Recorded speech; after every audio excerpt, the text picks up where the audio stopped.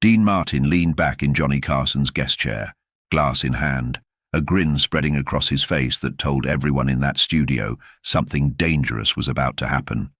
He had been quiet for almost 30 seconds, which was unusual for Dean Martin, the man who could fill any silence in the world with a song or a joke or a story that made you forget your own name.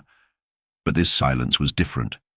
This silence had a target, and the target was Frank Sinatra. What Dean said next made Johnny Carson's jaw drop so far that Ed McMahon actually reached over and touched his arm, as if checking whether the man beside him was still breathing. 300 people in that studio audience went from laughing to gasping to erupting in the kind of uncontrollable laughter that you can only get when someone says the thing that absolutely nobody else in the world would dare to say out loud. Because Frank Sinatra was not just Dean Martin's oldest friend. Frank Sinatra was the chairman of the board. He was the most powerful man in the music industry. He was the kind of man that other men in Hollywood called Sir, even when they outranked him. And Dean Martin had just mocked him on national television, in front of 30 million people, with a smile on his face like he was commenting on the weather. But here is what nobody in that studio understood in that moment. What looked like a throwaway joke, what sounded like Dean Martin being Dean Martin, the most effortlessly funny man alive, was actually the surface of something much deeper. Because what Dean said that night, and more importantly why he said it, would only make sense years later when the full story finally came out. A story about loyalty that runs so deep it looks like cruelty. A story about two men who loved each other like brothers and fought like enemies. A story about the one secret Frank Sinatra had kept from the world, and the one moment Dean Martin decided that secret needed to die. But before starting our video, I'd like to say something. I often see comments from people who did not realize they were not subscribed. If you enjoy the channel, please take a second to check and make sure you are subscribed. It is free, and it really helps us keep the show growing. Thank you for being part of this journey with us. March 4th, 1965. Johnny Carson had been hosting The Tonight Show for 3 years, but he had never felt anything quite like the energy inside NBC Studios in Burbank that Thursday evening. It was not nervous energy. It was not the electric anticipation that preceded a musical performance or a big celebrity announcement. It was something harder to name, somewhere between mischief and thunder. Dean Martin had arrived at the studio at 4 in the afternoon, 2 full hours before he needed to be there. That alone should have told the producers something was happening. Dean Martin did not arrive early to anything. Dean Martin arrived exactly when Dean Martin felt like arriving, not a minute before, and occasionally several minutes after. He had walked in wearing a charcoal suit with his tie already loosened, carrying what appeared to be a glass of something amber-colored that he claimed was apple juice, with the absolute confidence of a man who has told that particular lie so many times he has started to find it charming.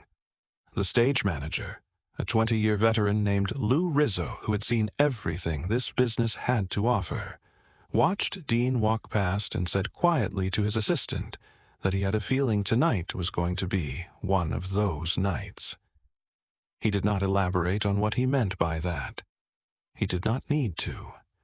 Everyone who worked at The Tonight Show knew what those nights were. Those were the nights that got replayed. Those were the nights that people talked about for decades. And Lou Rizzo had a very specific instinct about Dean Martin that had never once led him wrong. Dean Martin, in a certain mood, was the most entertaining human being on the face of the earth. Dean Martin, in that mood, with something specific on his mind, was something else entirely. Something electric. Something that made you want to clear your schedule and just watch. Johnny Carson was told by his producer that Dean seemed a little wound up tonight, which in Tonight Show language translated roughly to brace yourself. Johnny had smiled and nodded and gone back to reviewing his notes. He had interviewed Dean before, several times, and he understood the rules of engagement. You gave Dean space. You let him breathe. You asked the question, and then you got out of the way, and you held on because where Dean Martin went, laughter followed, and laughter at that velocity could knock a person sideways if they were not prepared. But what Johnny did not know, and what would not be revealed until much later that same night, was that Dean had come to the studio with a specific mission. Not a joke, not a story he had been saving. A mission. The kind of mission that only makes sense when you understand what had happened between Dean Martin and Frank Sinatra in the 72 hours before that taping. And if you think you already know where this is going, I promise you that you do not.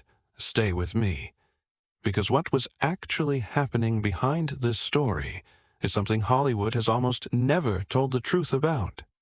Johnny Carson opened the interview the way he always opened interviews with Dean Martin, which was to essentially get out of the way and let the man exist.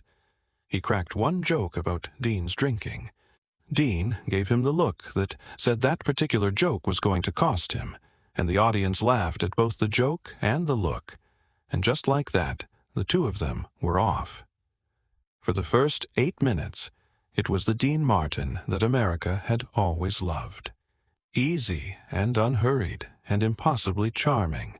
He told a story about a recording session that had gone sideways.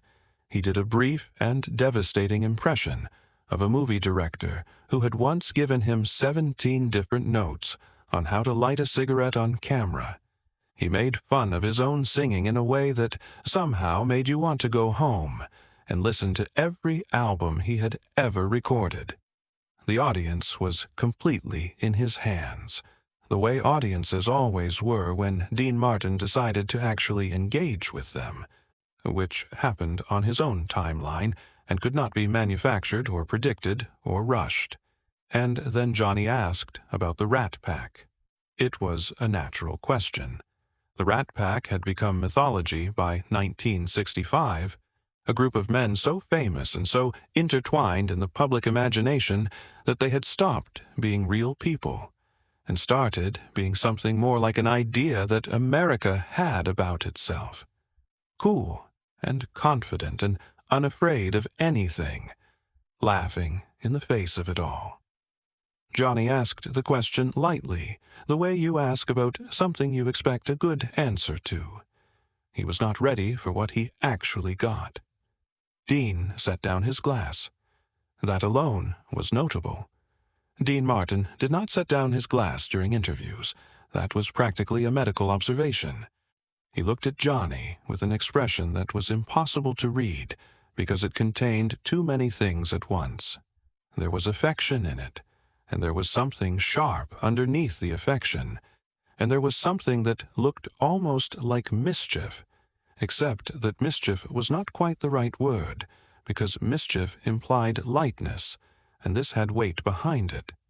Then Dean Martin said the name Frank Sinatra, and the studio went just slightly more alert, the way a room goes alert when someone introduces a live wire into the conversation.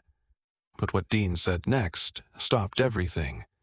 He said that Frank Sinatra had recently given an interview to a magazine, a very serious and important interview, in which Frank had described himself as the greatest entertainer of the 20th century. Not as a boast, as a statement of fact, as something self-evident that barely needed saying, the kind of thing you would state the same way you might state that the sky was blue or that mathematics worked.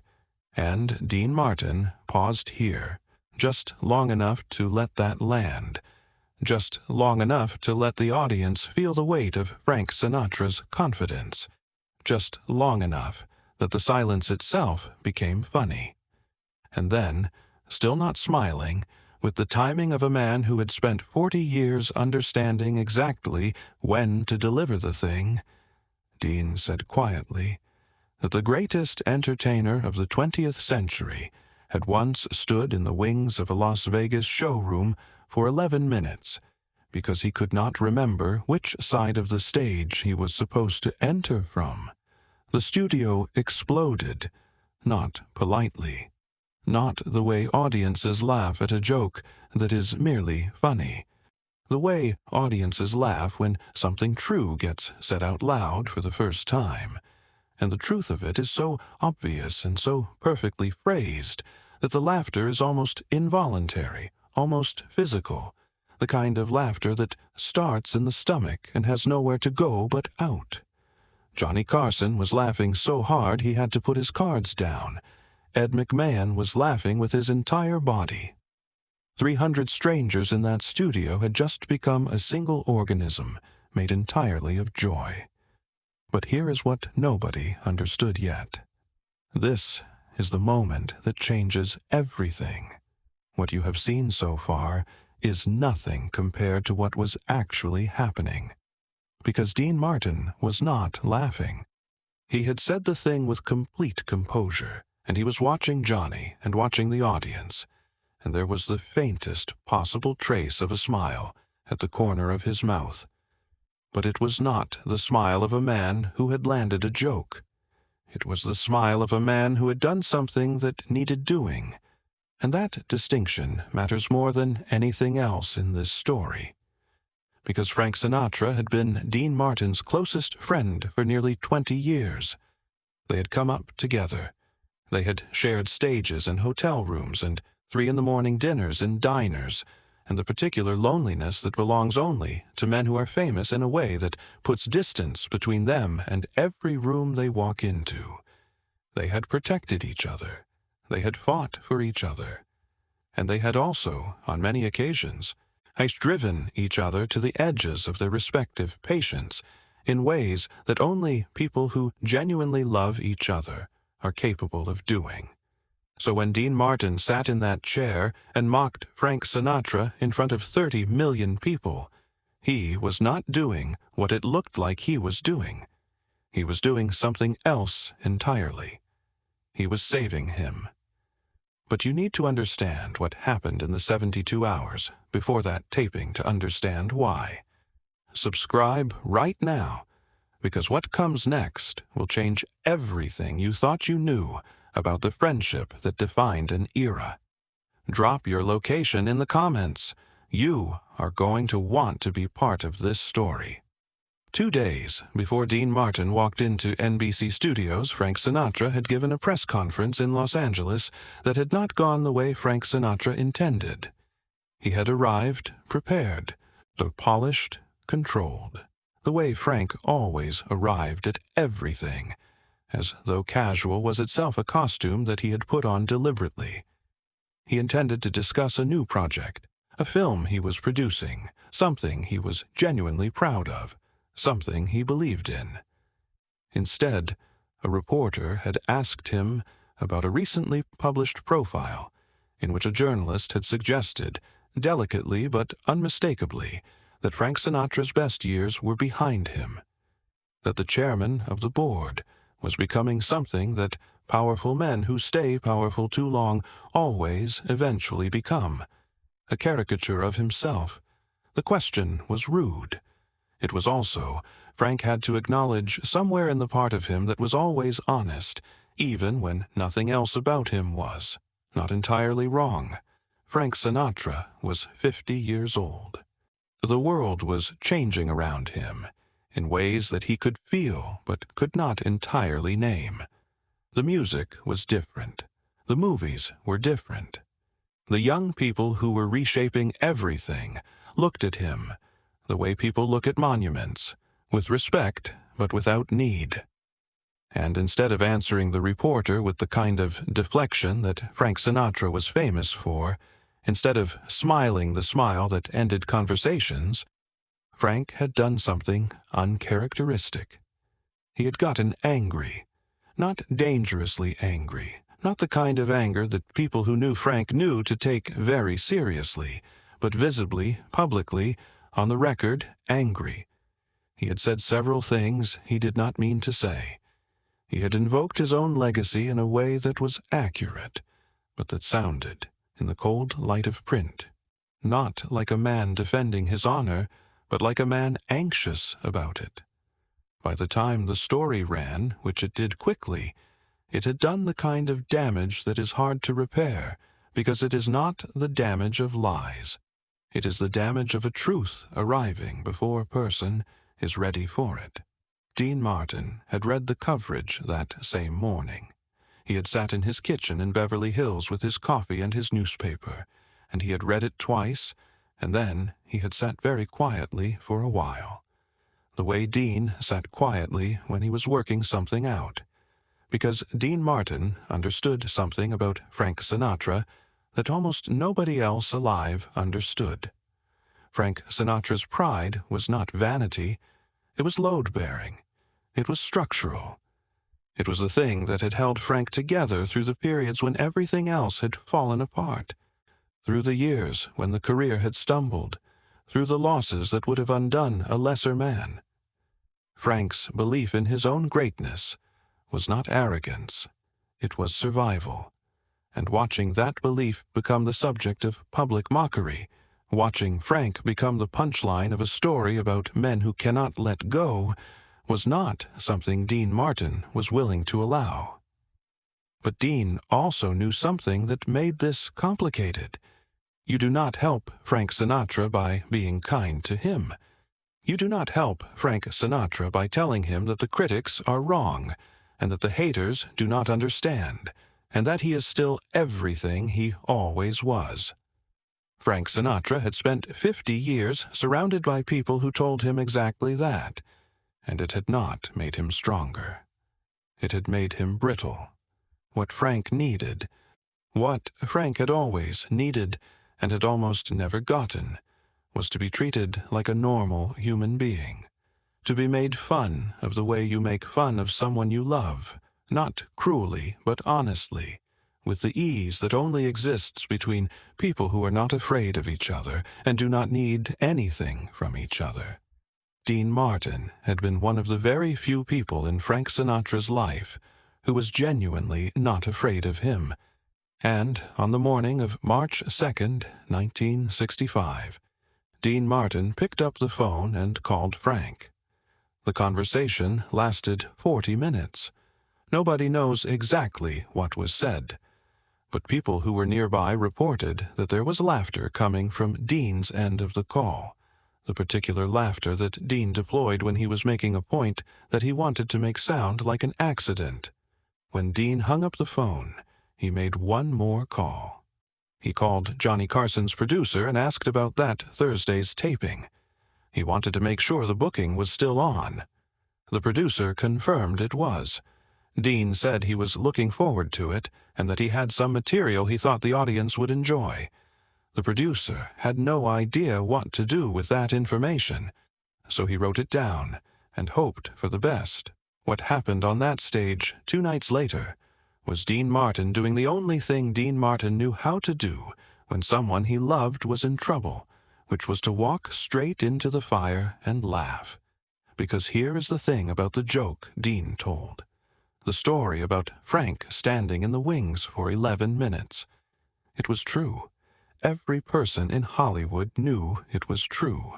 Frank Sinatra himself knew it was true. And that was precisely the point.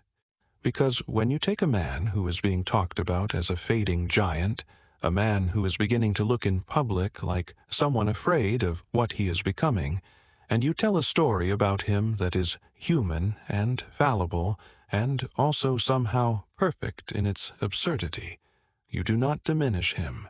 You do the opposite. You remind people that he was never a monument. He was a person, a funny, ridiculous, magnificent person who stood in a wing for 11 minutes because he forgot which side to enter from. And somehow, impossibly, that story made Frank Sinatra more than the press conference had tried to make him. It made him real. This is where everything changes. Because that night, somewhere in Los Angeles, Frank Sinatra watched the broadcast. His people had told him it was going to air. He had considered not watching. He had considered being furious. He was Frank Sinatra, and Dean Martin had just told a story about him on national television that was going to be repeated in every green room and every dining room and every radio program in America by morning. He watched anyway.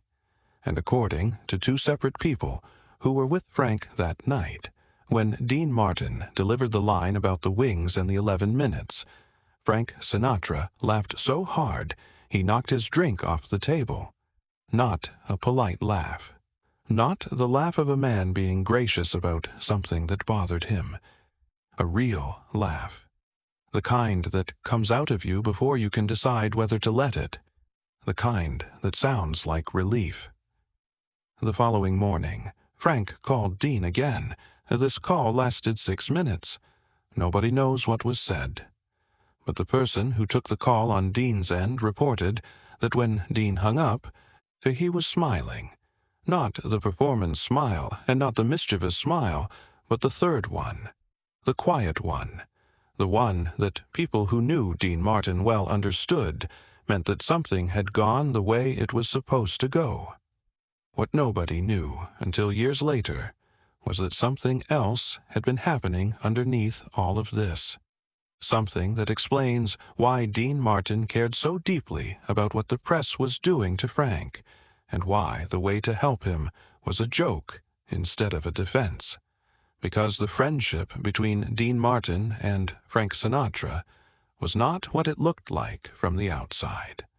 From the outside, it looked like two kings of the same kingdom, equally powerful, equally celebrated, the front two horses of the most famous act in show business. But that was the performance. Inside the performance was something more honest and more complicated, and more human than anything the Rat Pack mythology ever captured. Frank Sinatra had once told Dean something in a private moment that Dean had never repeated to anyone. He had told him that performing was the only thing that had ever made him feel real, not the fame, not the money, not the adulation. The performing itself, the moment when he stood at a microphone and the music began and something happened between him and the people listening that he did not have words for and did not need words for. And the thing he was most afraid of was not failure and not poverty, and not the critics, and not time. The thing he was most afraid of was losing that feeling, becoming someone for whom performing was just a job. Dean Martin had understood that in a way that almost nobody else could, because Dean had his own version of it, his own private relationship with what it meant to stand in front of people and give them something real. And so, when the world started treating Frank like a relic, started writing stories about legacy and passing of time, and the question of what happens after the peak, what Dean heard underneath all of that was the thing Frank was afraid of. And Dean's answer to that fear was not a speech and not a defense, and not a publicist-approved response to an unfair narrative.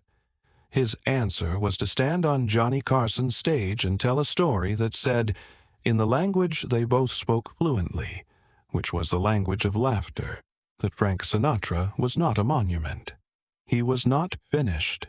He was not fragile. He was a man who forgot which wing to enter from, and was still the greatest performer of his generation. And both of those things were equally true and equally magnificent. The audience that laughed that night did not know they were watching an act of love.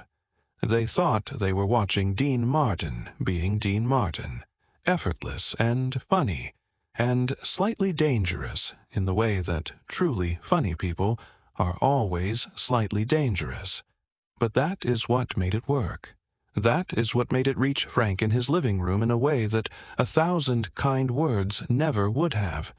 It arrived disguised as nothing, and it meant everything.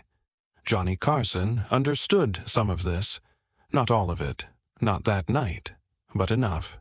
After the interview ended, and the cameras were off and the audience was filing out and Dean was signing autographs with his usual unhurried ease, Johnny walked over and said something quietly that only Dean could hear. Dean listened. He nodded once. He said something back that made Johnny laugh, a real laugh, not the professional one. Nobody recorded what either of them said. Nobody needed to. There are moments in life that do not require documentation because the people inside them carry them well enough. Dean Martin and Frank Sinatra remained friends until Frank's death in 1998. Dean died 3 years before him, in 1995, on Christmas Day. When Frank heard the news, he did not speak publicly for 2 weeks. When he finally did speak, it was brief. He said that Dean Martin was the only man in Hollywood who had ever made him feel like he did not have to be Frank Sinatra every second of every day. That was enough. That was the whole story in 7 words, because Dean had spent 40 years giving Frank exactly that. The space to be human. The permission to forget which wing to enter from, and then walk out anyway, and fill the room with something that no one else in the world could give. The permission, once in a while, to be laughed at by someone who loved you. And on a Thursday night in March of 1965, in front of 30 million people, Dean Martin had delivered that gift one more time, wrapped in a punchline, tied with a grin. Frank had caught it. He always did. If this story hit something in you, the way real friendship looks when it refuses to be polite, subscribe right now, because we bring you more stories like this one. Stories about the moments that happen just underneath what everyone thought was happening. Stories about the things people said when they meant something else entirely. Drop your location in the comments. Tell me where in the world you are watching this from tonight. Tell me about a friendship in your life that has its own language, where a joke means I love you and a laugh means I understand. Because those friendships are the ones that last. Those are the ones that show up in the wing when you have forgotten which side you are supposed to enter from. And those are the ones worth remembering,